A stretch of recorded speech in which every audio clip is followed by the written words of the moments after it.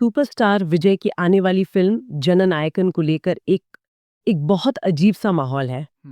एक तरफ तो जबरदस्त उत्साह है और और हो भी क्यों ना। सही बात है। ये सिर्फ एक फिल्म नहीं है, बल्कि मतलब एक युग का अंत है। जी। विजय अपने 51 साल के शानदार फिल्मी करियर को अलविदा कह रहे हैं। और ये कोई छोटी बात नहीं है। विजय सिर्फ एक एक्टर नहीं है, वो एक एक इमोशन है लोगों के लिए। बिल्कुल। लेकिन आज की हमारी बातचीत सिर्फ उनकी विदाई पर नहीं है, बल्कि उस अजीब सी खलबली के बारे में है जो उनकी आखिरी फिल्म के ट्रेलर ने मचा दी है। हाँ, और यही बात इसे और भी दिलचस्प बना देती है। आज की इस गहरी पड़ताल में हम विजय के राजनीति में आने के फैसले, उनकी पार्टी तमिलगा विक्ट्री कशगम और जाहिर है उनकी आखिरी फिल्म पर बात करेंगे। लेकिन एक बहुत ही अनोखे एंगल से। हाँ। ट्रेलर आया, लाखों करोड़ों लोगों ने देखा, पर सोशल मीडिया पर कुछ तेज नजरों ने एक ऐसी चीज पकड़ ली जिसने पूरी बहस ही बदल दी। और ये बहस फिल्म की कहानी, गाने या एक्शन को लेकर है ही नहीं। नहीं। ये है उसे बनाने के तरीके को लेकर। एक छोटा सा, लगभग न दिखने वाला वाटरमार्क जो फिल्म इंडस्ट्री में आ रहे एक बहुत बड़े तूफान का संकेत दे रहा है। तो आज हम यही समझने की कोशिश करेंगे। सबसे पहले ये पूरा विवाद आखिर है क्या, और लोग इतने इतने नाराज क्यों हैं। दूसरा, ये छोटी सी घटना फिल्म बनाने की दुनिया में आ रहे एक बड़े बदलाव, जिसे सिनेमा 4.0 कहा जा रहा है, उसकी तरफ कैसे इशारा करती है। और आखिर में इन सब का विजय की विदाई और उनकी फिल्म के भविष्य के लिए क्या मतलब है। बिल्कुल। चलिए शुरू करते हैं। कहानी शुरू होती है फिल्म के स्केल से, उसके पैमाने से। तो जाने नायकन की अहमियत को पहले समझते हैं। ये एक high octane political action thriller है। 9 जनवरी 2026 को पोंगल के मौके पर रिलीज होने वाली है, और जैसा हमने कहा, ये विजय की आखिरी फिल्म है। बिल्कुल। इसके बाद वो पूरी तरह से अपनी राजनीतिक पार्टी तमिलनागा वेट्री कशिगम पर ध्यान देंगे। ये उनके लिए एक लॉन्च पैड की तरह है। और इसके इसके स्केल को आंकड़ों में देखना जरूरी है। ट्रेलर के तमिल, तेलुगु और हिंदी वर्जन पर कुछ ही घंटों में लाखों व्यूज आ गए। लाखों। ये तो बस ऑनलाइन बज़ है। जी। जमीनी हकीकत देखिए। 28 दिसंबर को मलेशिया में एक बहुत बड़ा ऑडियो लॉन्च रखा गया था। हाँ, मैंने सुना था उसके बारे में। वहां विजय ने अपने समर्थकों से उनके राजनीतिक सफर में साथ देने के लिए एक बहुत भावुक भाषण दिया। अच्छा। ये साफ दिखाता है कि ये सिर्फ एक फिल्म का प्रमोशन नहीं था, ये एक राजनीतिक रैली की शुरुआत थी। बिल्कुल, और इसी ग्रैंड इवेंट के बीच एक छोटी सी चीज ने सबका ध्यान खींच लिया। वो वाटरमार्क। हाँ, ट्रेलर के ठीक 0.23 सेकंड पर एक शॉट है जहां विजय एक शॉटगन लोड कर रहे हैं। अगर आप बहुत ध्यान से देखें तो स्क्रीन के निचले दाएं कोने में एक वाटरमार्क दिखाई देता है, गूगल के जेमिनी का। और यहाँ एक बात साफ करनी जरूरी है। कई लोग इसे सिर्फ वीडियो एडिटिंग सॉफ्टवेयर कह रहे हैं, जो कि पूरी तरह सही नहीं है। अच्छा। जेमिनी सिर्फ एक एडिटर नहीं है, ये गूगल का एक बहुत powerful multimodal AI model है। Multimodal. हाँ, मतलब वो टेक्स्ट, इमेज और यहाँ तक कि वीडियो बना सकता है, सिर्फ एडिट नहीं कर सकता। और यही बात इस विवाद की जड़ है। अरे वाह, ये तो मैंने सोचा ही नहीं था। मतलब ये सिर्फ फुटेज को काटने छाटने वाला टूल नहीं है, या ये खुद फुटेज बना सकता है। एग्जैक्टली। तो जब फैंस ने ये वाटरमार्क देखा तो उनका रिएक्शन क्या था। देखिए, सिर्फ गुस्सा नहीं था, बल्कि एक तरह का एक सदमा था, एक धोखा महसूस करने वाली बात थी। सोशल मीडिया पर लोगों ने इसे चिंताजनक कहा। लोगों का सवाल ये था कि इतने बड़े बजट की फिल्म में, इतने बड़े स्टार की आखिरी फिल्म में ऐसी बचकानी गलती कैसे हो सकती है। हाँ, और आलोचना सिर्फ गलती पर नहीं थी। एक क्रिटिक ने तो सीधा सीधा लिखा कि भाई वाटरमार्क हटाने के लिए किसी इंसान को ही काम पर रख लेते। बिल्कुल। एआई से सीन बनाकर फैंस को इस तरह धोखा क्यों दे रहे हो।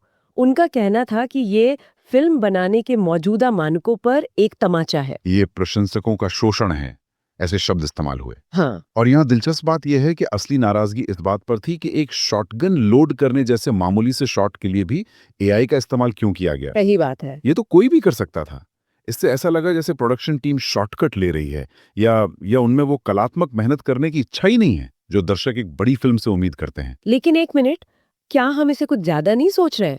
हो सकता है कि ये सिर्फ एक एडिटर की गलती हो, जिसने ट्रायल वर्जन इस्तेमाल कर लिया और उसे हटाना भूल गया हो। क्या हम एक छोटी सी भूल को एक बड़ी क्रांति का संकेत मान रहे हैं? इसे सिनेमा 4.0 कहना थोड़ा ज्यादा नहीं हो जाएगा? आपका सवाल बिल्कुल जायज है।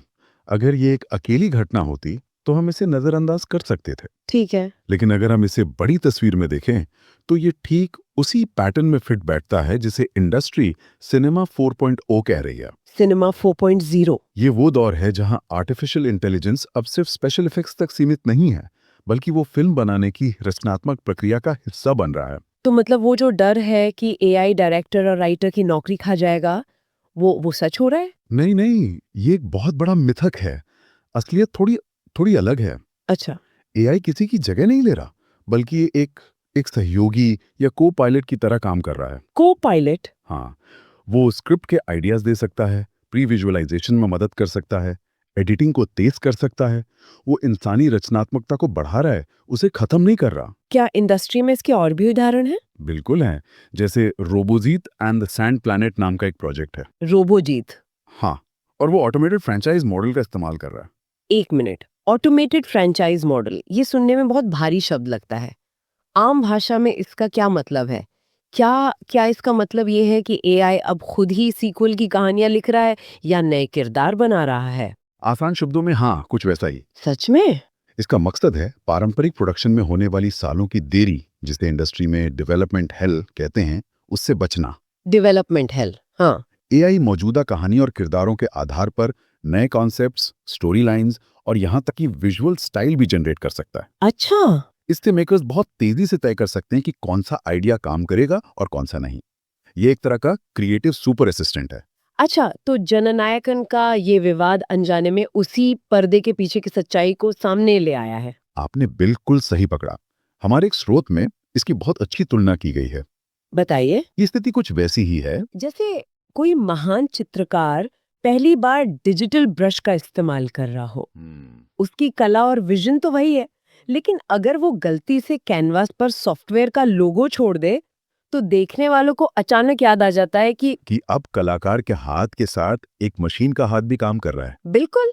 तो क्या इसका मतलब यह है कि भविष्य में फिल्म मेकिंग की स्किल या कला की परिभाषा ही बदल जाएगी? क्या क्या प्रॉम्प्ट इंजीनियरिंग भी एक कला मानी जाएगी, ठीक वैसे ही जैसे कैमरा चलाना या एडिटिंग करना? बिल्कुल, यही तो सिनेमा 4.0 का सार है। भविष्य का फिल्म मेकर शायद सिर्फ एक अच्छा कहानीकार नहीं होगा, बल्कि एक अच्छा एआई कोलैबोरेटर भी होगा। उसे पता होना चाहिए कि एआई से सही काम कैसे करवाया जाए।